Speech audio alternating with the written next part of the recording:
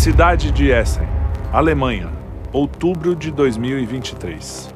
O taxista Jalil Machali foi multado por causa do versículo bíblico no adesivo colado no para-brisa traseiro do seu carro. Eu sou o caminho, a verdade e a vida. Ninguém vai ao Pai a não ser por mim. A alegação foi de, abre aspas, publicidade religiosa não autorizada. Ele teve que pagar quase 90 euros por expressar a sua fé. Birmingham, Inglaterra, dezembro de 2022. Isabel Vaughan Spruce foi presa por orar silenciosamente do lado de fora de uma clínica de aborto.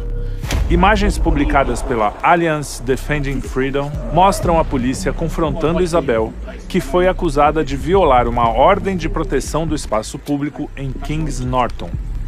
Pela câmera, vemos que a mulher permanece orando silenciosamente enquanto a polícia se aproxima dela e pergunta o que ela está fazendo, ao que ela responde que pode ser que esteja rezando mentalmente.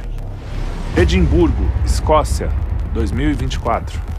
Moradores recebem cartas informando sobre a Abortion Service Act, uma nova legislação que pode resultar em penalidades para atividades como orações, mesmo dentro de casas particulares, se essas ações causarem, abre aspas, assédio, alarme ou angústia a funcionários e pacientes de clínicas de aborto. Guadalajara, México, 8 de março de 2024.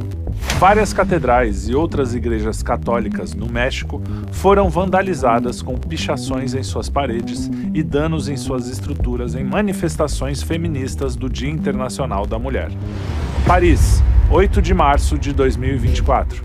A ministra francesa da Igualdade entre Mulheres e Homens e da Luta contra a Discriminação, Aurore Berger, descreveu declarações do padre Mathieu Raffray como inaceitáveis. E o que ele disse? Que atos homossexuais são pecados e que a homossexualidade é uma fraqueza. Em entrevista, o padre se defendeu dizendo: os atos homossexuais são um pecado, mas acho que as pessoas não sabem mais o que é pecado. Denunciar um pecado não é o mesmo que denunciar a pessoa que o comete. Eu poderia ter sido culpado se tivesse dito algo inadequado ou ofensivo. Esse não é o caso. Não só não sou homofóbico, como também, como padre, sou cuidadoso com a linguagem que uso nesse tema, porque sei que é um assunto delicado e que as pessoas podem facilmente se sentir magoadas. O que está em jogo não sou eu, mas a liberdade de ser cristão hoje. Eis a mais pura verdade. Ser cristão num mundo cada vez mais pagão está cada vez mais perigoso. Para onde a gente está indo, afinal? Durante um show em Salvador em 2024, Cláudia Leite, que se converteu ao cristianismo em 2014, cantou Eu canto meu rei Yeshua, em vez de cantar a letra original da música que dizia Saudando a rainha Iemanjá.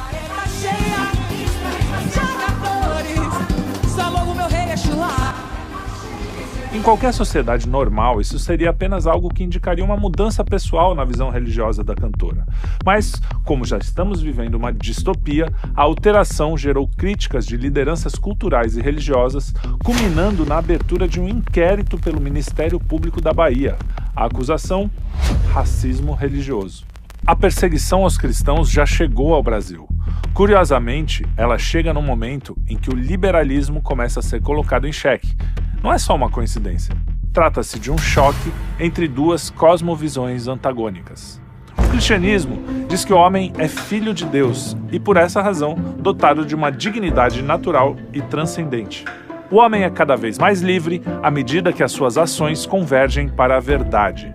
Já o liberalismo transforma cada indivíduo em Deus de si mesmo, numa suposta liberdade infinita que o condena a ser escravo das suas próprias vontades em um mundo regido por Mamon, o Deus dinheiro. E antes que os aficionados pela falsa liberdade possam usar o que não foi mencionado como pretexto para se legitimarem, retiremos as suas armas. O comunismo perseguiu e ainda persegue cristãos pelo mundo. A China não nos deixa mentir.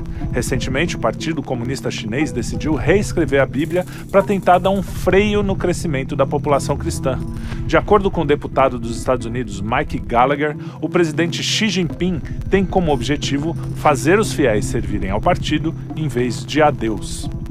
Os cristãos sempre foram perseguidos, desde o início do cristianismo, tá? Com exceção de João, todos os apóstolos de Jesus foram martirizados. O próprio Cristo foi crucificado. Hoje em dia, segundo dados da ONG Portas Abertas, quase 400 milhões de cristãos sofrem com ataques e perseguições todo ano.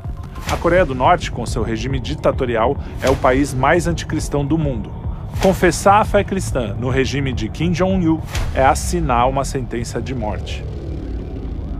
Acontece que agora a perseguição aos cristãos tem acontecido no Ocidente e em países supostamente livres. As ideias iluministas de liberdade, igualdade e fraternidade são uma paródia dos valores cristãos. E é justamente essa paródia que vem destruindo a sociedade ocidental desde a Revolução Francesa.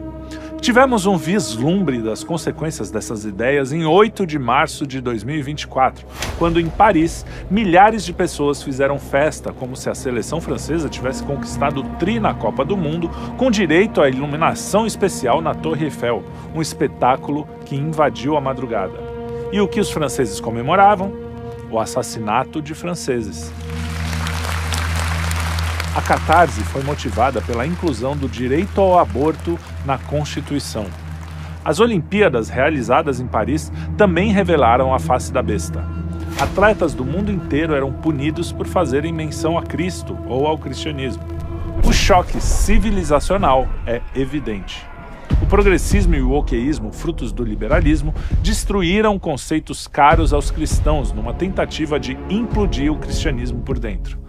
Assim, quando Cláudia Leite confessa sua fé, é acusada de ser intolerante com outras religiões. O que se busca é uma espécie de ecumenismo inofensivo que não permita que as pessoas sejam livres. A verdade é que o avivamento da fé cristã nos últimos anos tem incomodado aqueles que desejam ser os donos do mundo. A ordem é demonizar os cristãos porque representam um problema para os tecnocratas que pretendem tratar o ser humano como marionete. Recentemente, o ministro da Suprema Corte Brasileira, Luiz Roberto Barroso, afirmou que há um cristianismo do mal no Brasil. A tentativa de estigmatizar os seguidores de Cristo é clara. Os cristãos passaram a incomodar demais. O estardalhaço da mídia e das redes sociais em torno do Rosário do Frei Gilson nas últimas semanas é uma pequena amostra do que vem pela frente. A perseguição aos cristãos está aumentando no mundo inteiro, enquanto, paradoxalmente, o cristianismo está cada vez mais forte. Mas isso é natural. A cruz, principal símbolo cristão, traz a contradição no seu centro.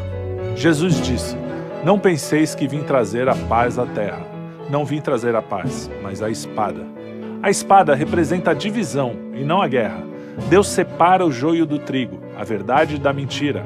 A guerra é declarada pelos homens que não aceitam dobrar os joelhos, influenciados pelo anjo caído que se rebelou. O cerco aos cristãos está se fechando, mas não há o que lamentar. Aquele que morreu na cruz para nos redimir da nossa culpa, vem nos tranquilizar. Felizes os que são perseguidos por causa da justiça, porque deles é o reino dos céus.